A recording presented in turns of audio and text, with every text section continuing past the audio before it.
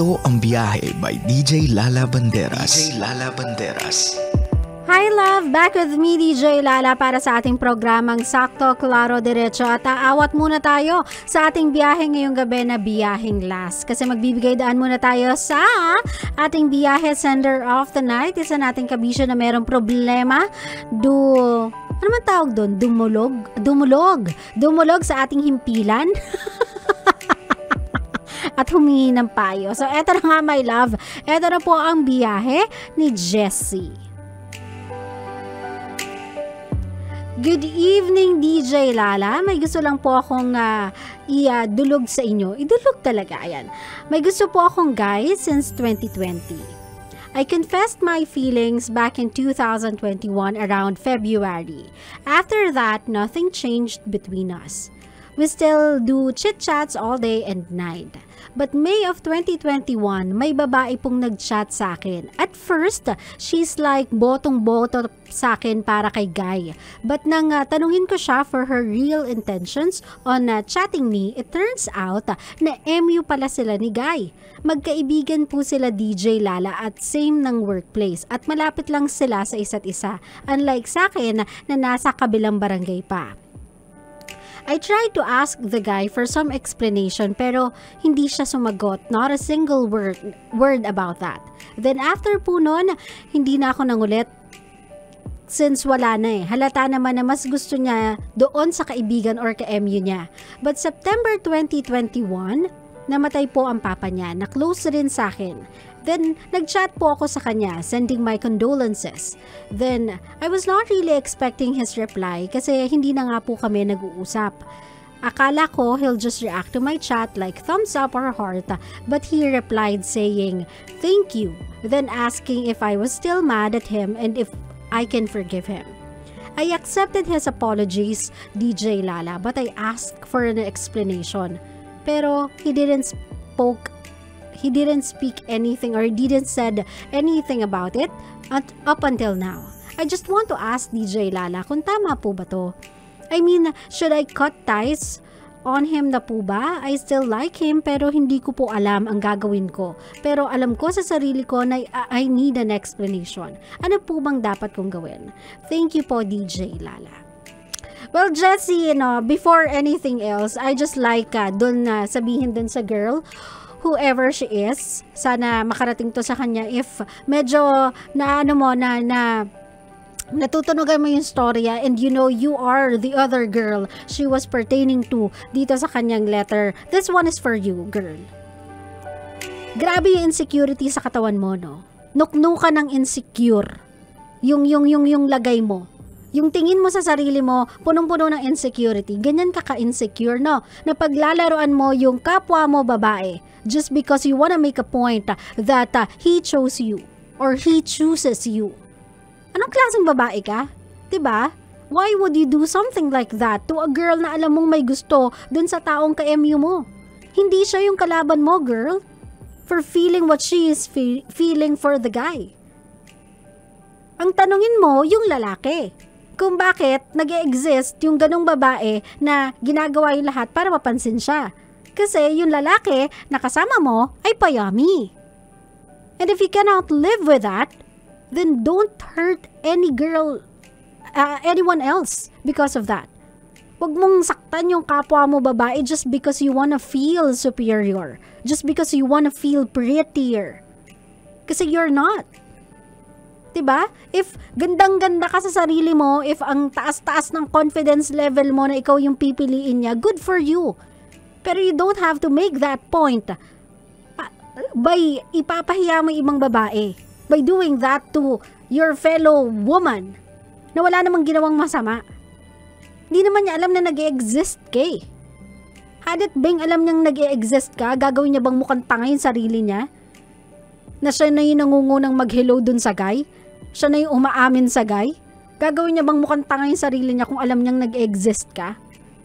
Grabing insecurity yan. If that person is someone I know, kinuha ko yung cellphone, sinampal ko sa kanya, do you feel happy now? Diba? Tuwang-tuwa ka, gandang-ganda ka sa sarili mo, galing na galing ka sa ginawa mo. Ayoko ng ganun eh. Ayoko ng mga ganun na bully. Bully yung tingin ko sa mga ganun. I hate bullies. I hate bullies talaga. I hate those pa-alpha na girls na akala mo sino silang maganda. Ayoko ng mga ganyang klaseng babae. 'Di ba? Kung ganyan ka mag-mark ng territory mo, and if you are sabihin na natin na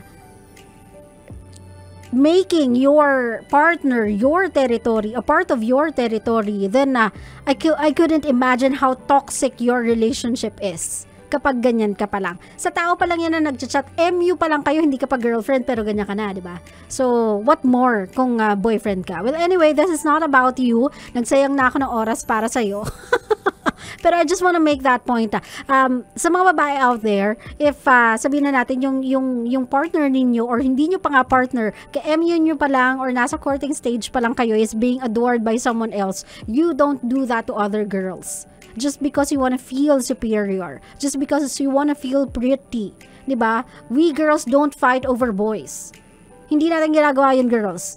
Lagay natin ng konting kahihiyan, dignidad ang ating mga sarili. Hindi tayo nakikipaglaban ng dahil lang sa lalaki. Huwag natin gawin yan sa mga sarili natin. Yan yung dahilan kung bakit bababa ang tingin sa ating mga babae kapag ginawa nyo yan. You do not fight over boys. Now, moving forward kay Jessie. Jessie, just let him be. One, yung timing mo ng pagtatanong ng explanation is an awful time. 'Di ba? Merong mahaba-habang panahon na nangyari before that incident na nangyari sa kanya. It wasn't the proper time for you to ask him for an explanation when you just greeted him condolences for losing his father. That's not the perfect time to ask a guy to please explain to you kung bakit siya nawala bigla, kung bakit hindi siya nagparamdam, or kung bakit pinili niya yung isa over you, kung bakit hindi kanya pinursu. That's not the perfect time. Now, if you are still gonna push for that question, kapag magkaroon ka ng chance na mag-converse kasama niya, please, yung pag-iwas niya sa tanong is your explanation enough. Naintindihan mo ko? The answer you were looking for. He just doesn't care. He just doesn't bother looking for an explanation as to why he did what he did.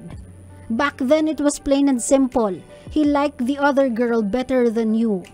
I know it's hard to hear, but you need to hear it. That's the explanation you are looking for, Jessie. Back then, the reason as to why hindi ikaw yung tinuloy niya at tinuloy niya whatever it is, hinayaan niya si girl na mapaglaruan ka ng ganon because he liked her better than you.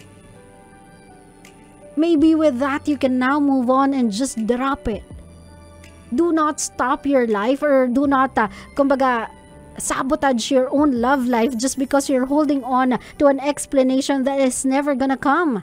Hindi kasi darating yung explanation na hinihingi mo eh. Dinudge niya na to before. What makes you think na after a while, magka-come into his senses siya at mag-explain siya sa'yo? At kung mag-explain man siya sa'yo, Jessie, what for? Because this time around, wala na sila ng girl? And he wants to try it with you? Is that the perfect time for him to give that explanation? Kasi once binigay niya yung explanation na yun sa'yo out of thin air, meron na yung motive eh. May motibo na siya as to why he is doing it. One, he can either be just clearing his senses and now trying to find the excuses to make you feel better. Or two, tapos na siyang mag-take advantage dun sa previous relationship niya and he wants to move forward by taking advantage of you. Naintindihan mo ako, Jessie? So stop asking for an explanation that's never gonna come. Wala pa naman kayo memories shared together, so it's not yet that hard to move on from it. Wala ka pa naman gaanong nai-invest dun eh. Wala pang gaanong emosyon. Wala pang gaanong years or memories shared. Wala pa gaano, my love. Just imagine kung ganito ka na ma-attach sa isang tao at ganito ka na mag-demand sa isang tao nang hindi pa kayo nagkakaroon ng relationship. What more pag nagkaroon na kayo ng relationship? Mas gaano magiging kahirap sa'yo mag-move on from it if it's not gonna work or if it ends up in a way na hindi mo gusto. Diba, my love? Nakikita mo yung point ko, Jessie? I am trying to make you see that in this life, Not everything will be explained. Not every question will be answered.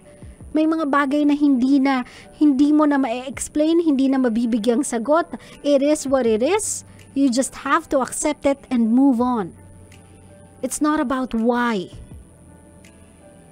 Hindi na yan about why anymore. Kasi obviously, the problem is not you. The problem is him. So stop asking yourself why. Bakit sa akin ginawa to?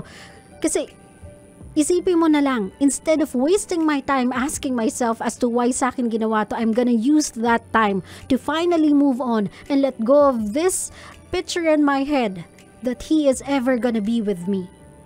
Naintindihan mo ako, Jessie? Just move on. Sometimes, the person we want the most is not really the type of person that we hope them to be.